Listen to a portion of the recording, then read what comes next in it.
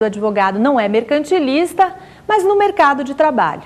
Então, se eu sou um recém-inscrito, eu estou num patamar. Se eu sou inscrita há 30 anos, eu estou em outro patamar. E essa prática de foro, renome profissional, podem justificar uma cobrança de valores mais altos, mas que não são abusivos. Tudo isso deve ser foco da nossa análise no tema honorários para a prova da OAB. Falamos da primeira espécie, honorários pactuados, e resta trabalhar as duas outras espécies. Honorários arbitrados judicialmente são aqueles determinados pelo juiz, quando eu não tinha contrato ou quando não houve acordo com o cliente. O juiz da causa vai determinar na sentença de arbitramento de honorários o valor que deve ser pago ao advogado. E para terminar, honorários de sucumbência. Honorários de sucumbência também são espécie do gênero arbitrados judicialmente. Segundo as regras do Código de Processo Civil, no artigo 20, o juiz, ao final, na sentença, arbitra os honorários de sucumbência ao advogado. Estas verbas, sucumbência e pactuados, não se excluem e não se completam. A sucumbência é um direito do advogado vencedor e paga pela parte vencida. Termino esse primeiro bloco, tema do dia, com uma dica no tema honorários que é fundamental para a nossa prova da OAB. A execução dos honorários.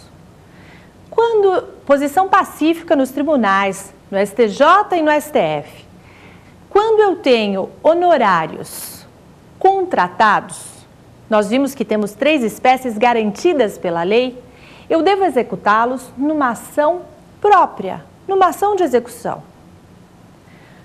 No entanto, quando eu tenho honorários de sucumbência, honorários que foram arbitrados pelo magistrado e que nasceram do meu trabalho na própria ação, é permitida a execução nos próprios autos, num procedimento mais simples, facilitado para o advogado. Então, estudem o Estatuto e o Código de Ética no tema honorários e me sigam no Twitter, professora Laura Di, para as últimas dicas e revisões sobre o tema honorários na OAB para a próxima prova. Obrigada! Vamos para o segundo bloco, ver quais são as dúvidas dos alunos no Pergunte ao Professor. Até já!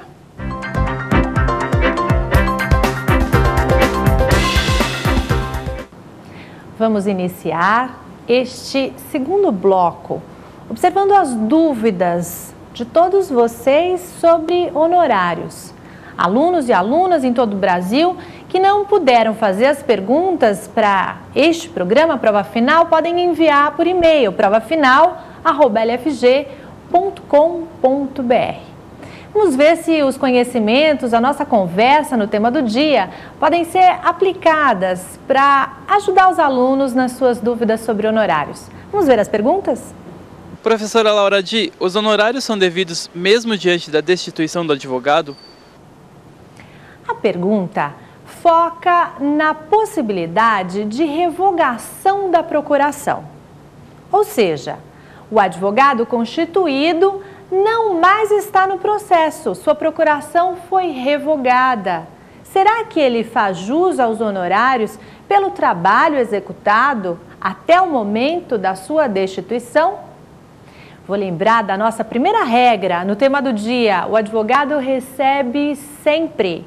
Então, se ele foi destituído, se a sua procuração foi revogada, ele vai receber sim os honorários. De que forma? Proporcional. Proporcional ao tempo e ao trabalho executados. Professora, e se ele não tem contrato? Se o contrato foi verbal, como vai ser aplicada esta regra da proporcionalidade? Nesse caso, ele deverá requerer o arbitramento judicial dos honorários. A sentença de arbitramento será o seu título executivo judicial.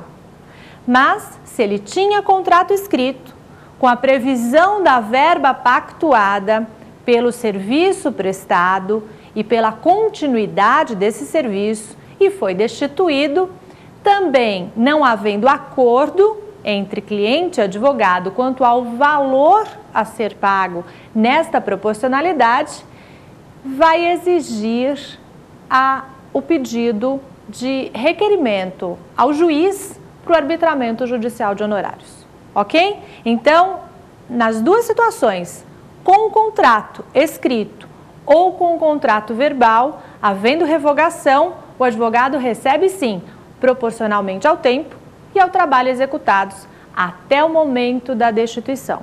Lembrando o seguinte, a partir da ciência do advogado, de que não é mais vontade do cliente que ele continue na defesa dos seus interesses, não há nenhuma responsabilidade por ato futuro. Recebi a revogação hoje e amanhã tem um prazo a ser cumprido ou tem uma audiência marcada. Eu não vou fazer porque tive ciência inequívoca da vontade do cliente em relação à minha destituição, retirada de poderes, ok? Vamos ver a segunda pergunta? Professora Laura Di, como deve proceder o advogado para receber os honorários devidos e não pagos pelo cliente?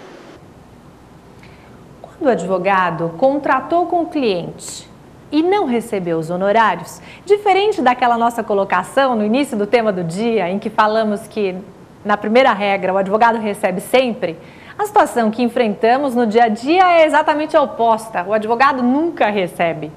Mas a pergunta do aluno é fundamental para o nosso exame e para a nossa vida como advogados. Como deve proceder o advogado para receber os honorários devidos e não pagos? O advogado deve, em primeiro lugar, renunciar ao patrocínio da causa se o processo está em andamento. Isso é uma postura ética necessária e indicada no Código de Ética que poucos advogados conhecem. Algum tempo atrás eu almoçava com um colega aqui em São Paulo e ele falou que estava executando os próprios honorários e que teria uma sustentação oral no tribunal. E gentilmente eu disse a ele, quer que eu faça a sua sustentação oral? Ele falou assim, mas por quê? Esses são os meus honorários, eu mesmo faço. Eu falei, mas você não pode fazer isso. O Código de Ética determina que, para executar os honorários, estando a ação em andamento, o advogado deve renunciar ao patrocínio da causa e fazer-se representar por um colega. É uma postura ética que pode ser objeto de uma questão no nosso exame de ordem. Qual é o procedimento para execução? Primeiro ponto, olhar que honorários eu estou executando e se a ação está em andamento. Renuncio, constituo um advogado para execução e promovo a execução nos próprios autos, se tratar de honorários arbitrados ou de verba de sucumbência. Em outra ação de execução específica, se os honorários forem honorários previstos no contrato escrito, ok? Este é o procedimento adequado para o advogado executar, receber os honorários não pagos devidos pelo cliente. Vamos ver a nossa terceira pergunta? Professora, qual o prazo para execução dos honorários? Nós sabemos que o exame de ordem adora a questão do prazo, como tema recorrente em quase todas as disciplinas. E o nosso aluno pergunta qual é o prazo para a cobrança de honorários. A previsão legal é de que o prazo é de 5 anos. Mas esta pergunta é muito simples. Hoje o exame de ordem tem um nível de dificuldade que exige mais de você, candidato ou candidata. Nós precisamos saber como é que eu conto este prazo de 5 anos. Quais são os marcos iniciais para essa prescrição da ação de cobrança de honorários? Você vai ler isso nos seus estudos em casa, com calma, no artigo 25 do Estatuto. Mas hoje, aqui